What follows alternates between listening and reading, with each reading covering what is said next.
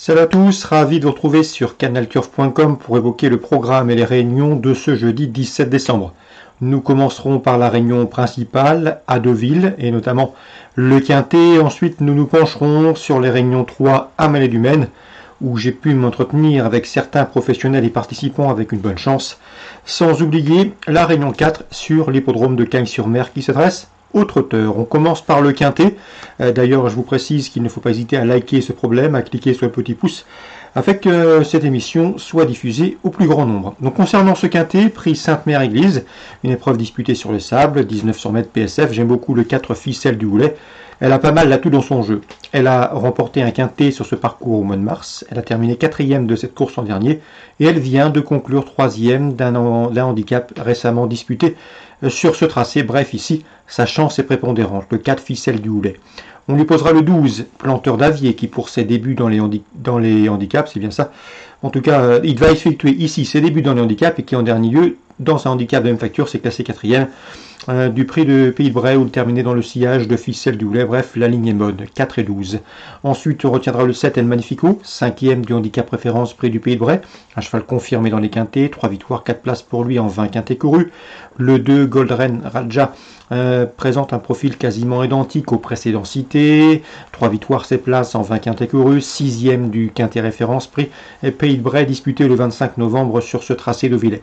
Le 15, Diwan Seniora a échoué dans ce même handicap préférence, mais attention, ce jour-là, le cheval effectue une course de rentrée. Auparavant, il avait prouvé qu'il était compétitif à ce niveau. Bref, on reprend la ligne de la course du 25 novembre disputée sur ce parcours.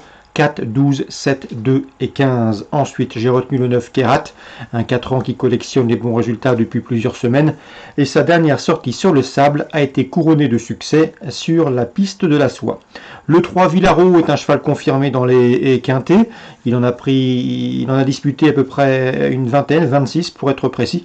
Il y compte déjà 4 victoires. Il est moins percutant a priori sur le sable, mais il sera imprudent de l'écarter.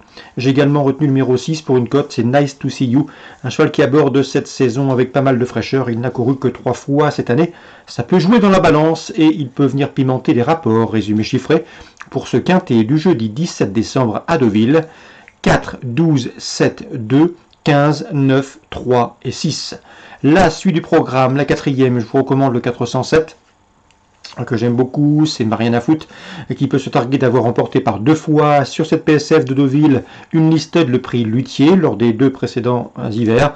Ici, sa chance est prépondérante. On lui apposera le numéro 1 Shirkan qui a gagné un quintet cet été sur le parcours. Le numéro 2 également Milord Song, un cheval régulier. 407, 401, 402. La 6e, j'aime beaucoup le 9 Jamila qui pourra compter sur sa régularité et sa relative expérience. Ça peut jouer pour s'imposer. Le 609, Jamila, on lui posera le 10, Polycray, proche de sa course. Ou encore le 11, c'est Ricolite, une inédite qui fait l'objet de bruits favorables. 9, 10 et 11 pour la 6e. Dans la 8e, Bruno Douin n'est pas négatif avec le 7, Lily Spirit, qui est en forme, qui reste sur de bons résultats et qui est compétitive à ce niveau. On lui posera le 4, Faroa, qui vient de manifester un net regain de condition. 807-804. On passe à la réunion 3 à Melay. J'ai ciblé la 7e course. J'ai pu m'entretenir notamment avec Sébastien Poilane. Il est confiant avec le 717 Espion de Brouwer. Le cheval est un véritable spécialiste de l'anneau de Malais-du-Maine. Regardez ses stats. Elles sont excellentes sur cette piste. Il fait d'ailleurs des survaleurs sur cette piste mayonnaise. Sébastien Poilane qui ne pourra pas driver son pensionnaire puisqu'il est sous le coup du mise à pied, mais Franck Ouvry sera à la rescousse. Le cheval est bien, un cheval qui peut s'installer en tête à un tour de l'arrivée. À ce petit jeu-là, il peut imprimer ensuite un bon rythme à la course. C'est une première chance, l'entraîneur est très confiant. 717, Espion de Brouwer qui retrouve sa piste de prédilection. On lui posera le 718.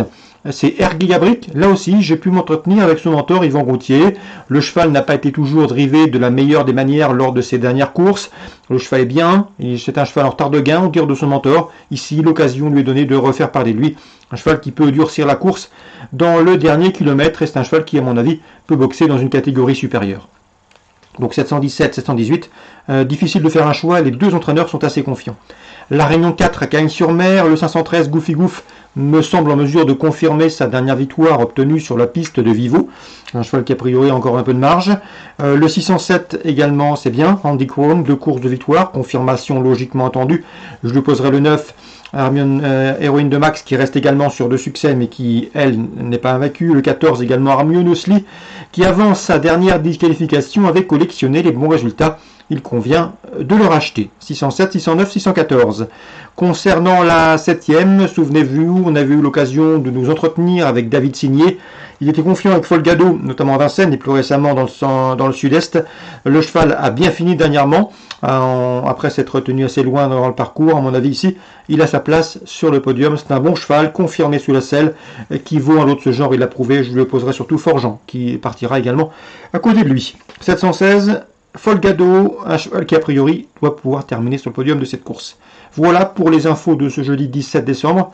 Bonjour à tous, bonne journée, rendez-vous désormais demain pour un nouveau programme.